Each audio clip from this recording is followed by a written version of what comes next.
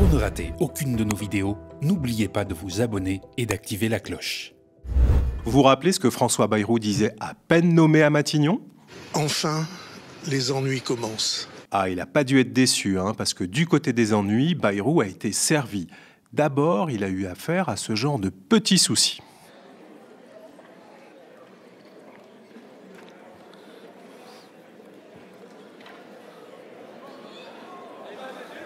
Je suis là.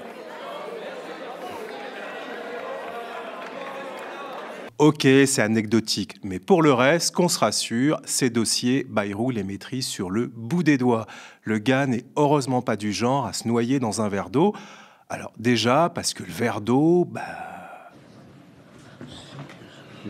Je croyais qu'il y avait un verre d'eau, mais il n'y en a pas. Entre deux pays souverains, où ça ?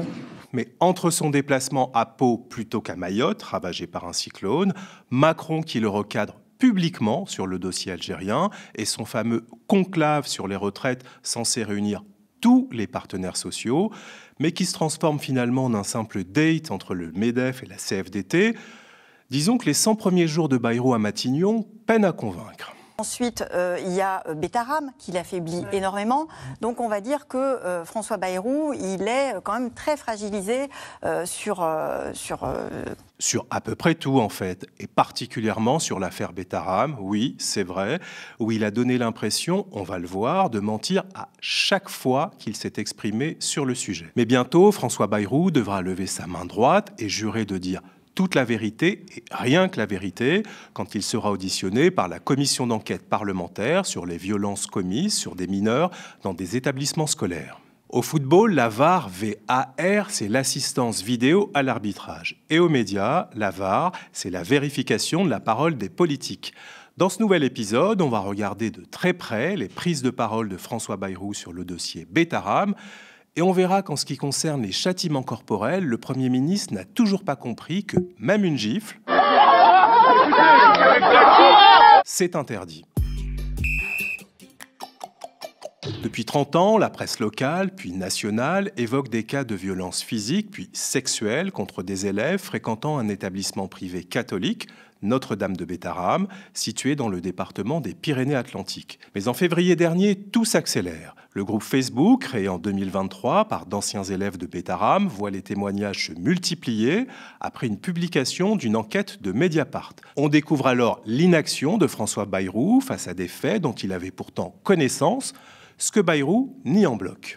J'affirme que je n'ai jamais été informé de quoi que ce soit de violence ou de violence a fortiori sexuelle.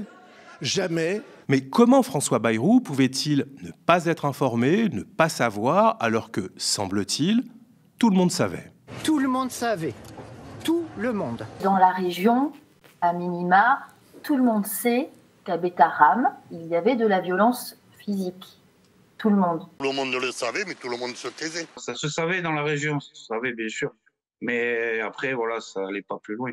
Personne, à Pau, en Béarn, dans les Pyrénées-Atlantiques, ne pouvait ignorer l'existence de ces violences. Tout le monde savait que Betaram, il y avait des violences. C'est d'ailleurs ce qui faisait l'ADN de cet établissement. On va voir que des témoignages circonstanciés sont venus face caméra mettre à mal les affirmations de François Bayrou, ou plutôt ses dénégations. Mais avant de le confronter à ses contradicteurs, je vous propose de rester un instant sur l'aspect politique de ce dossier en confrontant François Bayrou à lui-même. Pour cet exercice, partons du principe que François Bayrou aurait raison. Tout le monde savait, plus ou moins, sauf lui. Ce qui expliquerait peut-être qu'il n'a reçu le collectif de victimes que le 15 février 2025, c'est-à-dire 1 an et demi après la création du groupe Facebook des anciens élèves de Betaram. Bayrou n'aurait donc pas lu la presse locale ni regardé les reportages de France 3. Car ce n'est qu'après avoir été interpellé à l'Assemblée par des députés que le maire de Pau a enfin décidé de rencontrer le collectif des victimes. C'est le moment de rappeler que François Bayrou est un partisan du cumul des mandats. Si vous vous demandez quel est le rapport avec l'affaire Betaram, eh bien regardez ce que Bayrou disait fin décembre pour expliquer qu'il serait à la fois maire et Premier ministre. On s'est trompé en faisant que deviennent incompatibles les responsabilités locales et les responsabilités nationales. Il faut réenraciner les responsabilités politiques dans la société, les relations entre les responsables du pouvoir et la base ne peuvent pas être séparées comme elles le sont. La vie de tous les jours, c'est d'ici qu'elle part, c'est de nos villes et de nos villages qu'elle part. Il y aurait donc des événements de la vie de tous les jours, des villes et des villages béarnais qui auraient échappé à François Bayrou. Car dans l'affaire Betaram, la ligne de défense de Bayrou consiste finalement à dire que l'on peut être à la fois un élu local qui se dit enraciné et ne pas savoir ce qui se passe sur son territoire. Et ce n'est certainement pas en cumulant un poste à plein temps à Pau et un autre à Paris que Bayrou va mieux connaître la vie de tous les jours des villes et des villages du Béarn. Donc, deux choses l'une. Soit il était au courant et il n'a pas agi, ce qui accréditerait la thèse d'un soutien à l'institution catholique plutôt qu'aux victimes, soit Bayrou ignorait réellement la situation, ce qui voudrait dire que son enracinement d'élu local ne serait qu'une posture politique, mais certainement pas une réalité. Reste l'hypothèse que Bayrou en savait un peu plus qu'il ne veut le dire sur ce qui se passait dans cet établissement où son épouse enseignait le catéchisme. C'est en tout cas ce qu'affirme une ancienne collègue d'Élisabeth Bayrou. Elle était prof de maths à Betaram et dit avoir alerté François Bayrou en 1995 en lui parlant de violences physiques alors qu'il était ministre de l'Éducation nationale et élu local, ce que Bayrou conteste. Une enseignante qui explique vous avoir de vive voix témoigner de situations anormales. Je ne connais pas cette dame, je ne l'ai jamais rencontrée. En mars 1995, elle profite d'une remise de décoration à Pau pour interpeller François Bayrou. Je lui dis, voilà, il faut absolument faire quelque chose à Betaram parce que c'est très grave. Je l'entends, oui, on dramatise. Et je lui dis, non, on ne dramatise pas, c'est vraiment grave. S'il avait agi, eh bien, il y a eu 30 ans de souffrance qui n'auraient pas eu lieu. Bayrou a agi, mais pas pour se préoccuper du sort des victimes, si on en croit le témoignage d'un gendarme à la retraite. Ce gendarme affirme que François Bayrou aurait contacté le procureur avant qu'un directeur de Betaram accusé de viol ne soit présenté au juge Mirande, ce que Bayrou conteste. Jamais je n'ai eu la moindre information. Et lorsque j'arrive au tribunal, dans le couloir, M. Mirande m'attend dans le couloir. Il me dit, Monsieur Hontin, il y a un problème. La présentation va être retardée. Le procureur général demande à voir le dossier et M. Bayrou est intervenu auprès du procureur général qui demande à voir le dossier. Mais depuis que l'affaire a pris de l'ampleur, Bayrou a-t-il demandé à ses propres enfants qui étaient scolarisés à Betaram si eux savaient?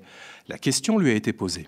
J'en ai parlé avec mes enfants et mes enfants me disent qu'ils ne savaient pas. Une de mes filles m'a parlé de gifles et de ce genre de choses, ça oui. Mais des violences sexuelles, jamais. Bayrou dit que ses enfants ne savaient pas, mais il précise que ses enfants ne savaient pas pour les agressions sexuelles. En revanche, et sans que cela ne semble émouvoir François Bayrou, une de ses filles lui a raconté, je cite, que des gifles et ce genre de choses faisaient partie des pratiques éducatives à Betaram. Mais vous l'avez vu, François Bayrou ne s'en offusque pas, et il faut maintenant se demander pourquoi. Cette gifle, c'est ce qui a permis à François Bayrou de décoller politiquement. Cette baffe qu'il a collée à un gamin qui essayait de lui faire les poches a marqué sa première campagne présidentielle en 2002. Dans ses discours, dans ses explications, il a cherché ensuite à transformer ce geste violent en un marqueur d'autorité. Lui, qui était perçu comme un personnage politique sans grande envergure, est devenu du jour au lendemain une incarnation de l'ordre. Il faut se souvenir que la présidentielle de 2002 a été dominée par la thématique de l'insécurité. Cette année-là, l'extrême droite a d'ailleurs accédé pour la première fois de son histoire au second tour de l'élection présidentielle. Regardez comment François Bayrou parlait à cette époque de son changement d'image et de l'effet que pourrait produire sa gifle dans les intentions de vote. Il en discutait avec Gérard Longuet et Jean-Pierre Elkabbach dans les coulisses de la radio Europe 1. On ne peut pas se laisser piquer dans les poches sans rien faire. Donc il y a un besoin d'autorité, de sanctions quand simple. Voilà, simple, oui. Que tout le monde comprenne. Et la gifle aujourd'hui évite bien les emmerdes après. Et jusqu'où ça peut jouer en faveur de François? Ah, si ça prend l'ascenseur monte. Si ça prend l'ascenseur, l'ascenseur. Il y a une volatilité. Là, en ce moment, ça prend l'ascenseur. Je ne sais pas jusqu'où ça ira. Finalement, ça n'ira pas plus loin que 7% des suffrages exprimés. Vous l'avez entendu dans cette conversation très virile, ni El-Kabach, ni Longuet, ni Bayrou ne doutent de la nécessité de frapper un enfant de 11 ans. Ce n'est pas un sujet de discussion. Violenter un môme pour l'éduquer, pour eux, cela va de soi. Nous étions en 2002 et dans les années qui suivent, Bayrou ne va pas changer d'avis. La seule chose qu'il va remettre en question, c'est le reportage diffusé dans le 20h de France 2. Le patron du Modem reproche aux journalistes du service public d'avoir trafiqué la bande-son de leur reportage, ce qui lui permet au passage, 10 ans après les faits, de minimiser la violence de son geste. Je n'ai pas aimé un certain nombre de choses. Par exemple, je suis absolument certain que la gifle a été bruitée, parce que j'ai jamais frappé assez fort pour faire ça. Ah oui, alors ça, j'avoue qu'on n'a pas... Pour revérifier 10 ans après, c'est pas facile. Ah, c'est impossible. C'est impossible. Et vérifier 20 ans après, ça reste compliqué. Notamment car l'autrice du reportage de France 2 que j'ai sollicité ne m'a pas répondu. Les années passant, François Bayrou donnera toujours la même justification à sa gifle, mais sans jamais se remettre en question. Vous allez l'entendre, ce n'est pas le responsable politique qui parle, non, ce n'est pas le citoyen non plus, c'est le père de famille. Autrement dit, le père tape dur. Main pour main, il y a une taloche qui est partie, paternelle, un geste qui n'avait qu'une signification. Il est temps que les adultes fassent à nouveau leur boulot d'adulte. C'était un geste non pas de policier, c'est un geste de père de famille. C'était un geste d'un père de famille. Un geste éducateur. Un geste éducateur ? Non, jamais. Pas plus à Bétharram que partout ailleurs, une gifle ne doit être considérée comme un geste éducateur. Taper un enfant, lui donner une claque ou une fessée, n'est pas une nécessité éducative.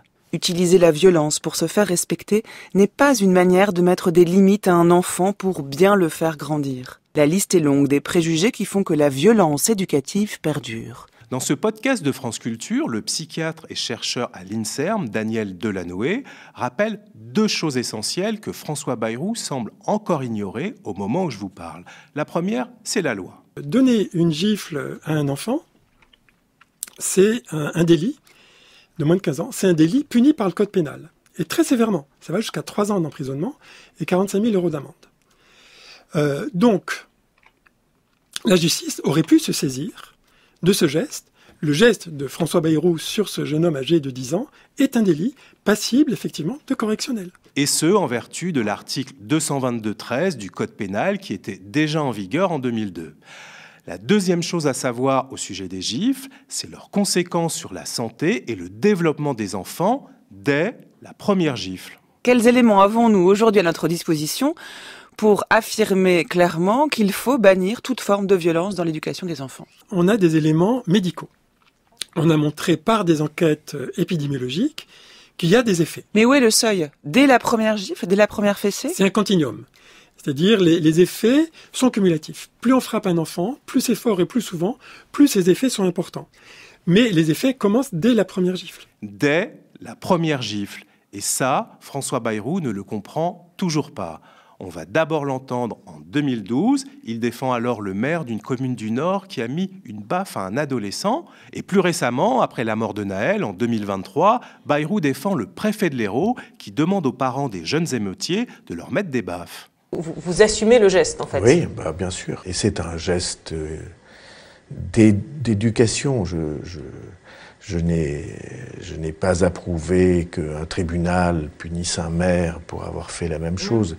Il y a des moments dans la vie où on a besoin de fermeté dans l'éducation. Sur la question de l'éducation, le préfet de l'Hérault dit si vous attrapez votre gamin, qu'il est pris en train de brûler des véhicules de police, caillasser des pompiers ou piller des magasins, la méthode c'est quoi? C'est 2 claques et au lit. Moi, c'est une déclaration que je ne peux pas critiquer parce qu'il m'est arrivé dans ma vie d'être confronté à des moments comme ça. Être un parent, un père de famille, être responsable d'enfant, ça veut dire que oui, vous devez imposer à ces enfants le respect de choses élémentaires. Entre la violence, l'éducation, c'est pas de la violence, c'est pas terrifier, c'est pas frapper. et un geste éducateur. Ben, vous voyez bien qu'il y a des différences. Bien. Après avoir écouté autant d'arguments claqués au sol, il est temps maintenant de confronter ce que dit Bayrou à ce que disent les études scientifiques pour en finir avec ces fausses croyances éducatives qui perdurent dans l'esprit de François Bayrou. Quand je vois les parents, je leur demande comment il est puni. C'est oui, une bonne claque, comme ça il va comprendre. Il y a une taloche qui est partie, paternelle. Les parents pensent bien faire, mais ils ne savent pas que ça aggrave les choses. Et on a montré, en Suède notamment, que quand on arrête de taper l'enfant, ça va beaucoup mieux. C'est ce que je conseille aux parents, et bien souvent, ça suffit. Un geste qui n'avait qu'une signification. Il est temps que les adultes fassent à nouveau leur boulot d'adultes. Oui, on a montré en Suède qu'il y a moins de délinquance, moins de viols et de violences, moins de gens qui sont emprisonnés, moins d'enfants placés, moins de mauvais traitements graves également. Donc les effets sont individuels et sociaux. On peut penser que le niveau de violence générale de la société diminue quand on interdit les châtiments corporels. Interdire les châtiments corporels donnés par les parents, comme la gifle ou la fessée, c'est précisément ce que la France a tardé à traduire dans ses lois. Du coup, en 2015, le Conseil de l'Europe a condamné la France pour son inaction. Ce qu'a fait Bayrou, il a condamné le Conseil de l'Europe pour son action. Je trouve consternant que le Conseil de l'Europe laisse se développer des guerres civiles et en soit à prendre des décisions pour dire la France doit prendre une loi contraignante sur la gifle et la fessée. Franchement, qu'une institution comme celle-là en soit arrivé à oublier l'essentiel pour s'occuper de choses tellement... je trouve que c'est affligeant. Et est-ce que c'est de nature à faire détester l'Europe ? Et c'est de nature, injustement, à faire porter le soupçon sur l'Europe, qui s'occuperait de choses secondaires et jamais de l'essentiel. Oui, je sais, c'est consternant de l'entendre reléguer les violences sur les enfants à des préoccupations secondaires. Mais il y a pire que la réaction du très conservateur François Bayrou. Regardez ce que disait à la même époque l'ultra-conservateur Bruno Le Maire sur le mode « Mais de quoi je me mêle ? Laissez-nous frapper nos gosses si ça nous chante ». Je n'exagère pas, je vous l'assure, cette séquence est à peine croyable. De quoi vient nous parler le Conseil de l'Europe ? De la fessée. Eh bien, qu'il nous fiche la paix et qu'il laisse les citoyens européens tranquilles, qu'il laisse les citoyens français libres de décider la manière dont ils éduquent leurs enfants. Je conteste le Conseil européen, le droit d'aller me dire, à moi qui suis parent de 4 enfants, ce que je dois faire avec mes enfants. Dans les autres pays européens, dans certains en tout cas, la fessée est interdite. Tant mieux pour eux s'ils veulent respecter ce genre d'instructions du Conseil européen. J'y suis totalement opposé. C'est moi qui éduque mes enfants et j'ai pas envie que le Conseil de l'Europe vienne me dire comment je dois éduquer mes enfants. Mais la France a bel et bien fini par interdire les châtiments corporels sur les enfants. L'ironie de l'histoire, c'est que ce sont des députés femmes du MoDem, le parti de François Bayrou, qui ont été à l'initiative de la loi votée en 2019, interdisant enfin aux parents de fesser ou de gifler leur enfant. L'enfant qui a été giflé par François Bayrou n'était pas son enfant. Est-ce que vous savez ce qui est advenu de cet enfant ? Oui, vous savez ? Malheureusement, il est devenu délinquant. Donc, CQFD, au MoDem, nous avons testé la gifle. Nous avons constaté que ça ne marche pas. Et donc, nous souhaitons aujourd'hui en abroger l'application. Reste à savoir si le Premier ministre, maire de Pau et président du MoDem en tire la même conclusion que ses propres députés sur les châtiments corporels. 23 ans après sa gifle, il serait quand même temps pour lui de se remettre en question. Mais on l'a vu en 2023, quand il défendait le préfet gifleur, Bayrou savait qu'une loi imposait depuis quelques années que l'autorité parentale doit s'exercer sans violence physique. Mais il ne considérait toujours pas la gifle comme un acte violent, puisque Bayrou persistait à en parler comme un simple geste éducateur. Cela expliquerait qu'en 2025, il ne voit pas où est le mal quand sa fille lui parle de gifle et ce genre de choses à Bétharram. François Bayrou nous a sans doute lui-même livré au fil des ans, dans les archives que l'on a vues, la raison de son inaction à Notre-Dame de Bétharram. Comme tout le monde, pour les violences physiques, il savait, mais il n'avait aucune raison de s'en inquiéter ni d'agir pour y mettre fin, puisque dans ses discours, il les encourageait. Voilà, c'est terminé. Merci d'avoir regardé ce nouvel épisode de La VAR Politique. Dites-nous ce que vous en avez pensé en laissant un commentaire. Likez si vous avez aimé et restez connectés aux médias.